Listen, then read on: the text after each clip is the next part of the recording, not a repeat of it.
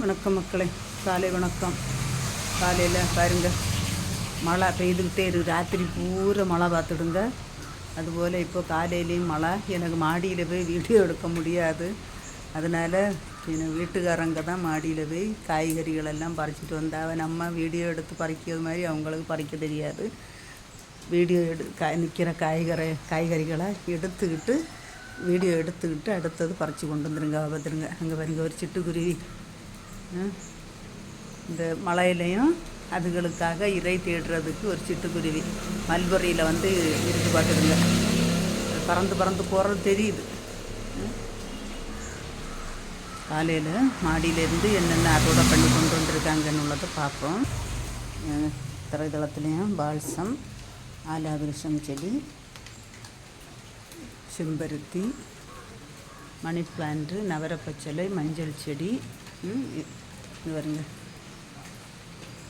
ரொம்ப இலை. செம்பருத்தியில் எவ்வளோ பூக்கள் பார்த்தீங்களா? மல்பரி, வெற்றிலை வள்ளி வருங்க.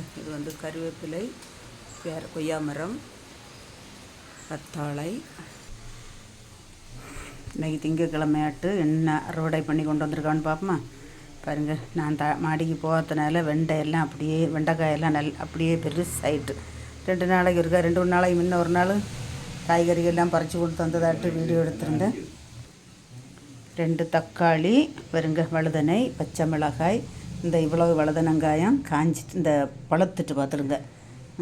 இப்படி என்னென்ன காய்களெல்லாம் மழையோடு அறுவடை பண்ணி எடுத்துருக்கோன்னு உள்ளது வீடியோ எடுத்துருக்கேன். பாருங்கள், வெண்டைக்காய்க்கு பெருசாக பற்றியலாம்.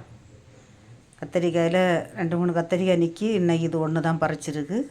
தக்காளியும் பழுக்க தொடங்கியாச்சு. இவ்வளவு பச்சை மிளகாய் அன்னைக்கும் 2 நாளைக்கு முன்ன பறிச்சிட்டு வந்துருந்து அதையும் காட்டியிருந்தேன். பாருங்கள், இன்னைக்கு திங்கக்கிழமை காலையில் கிடைச்சது.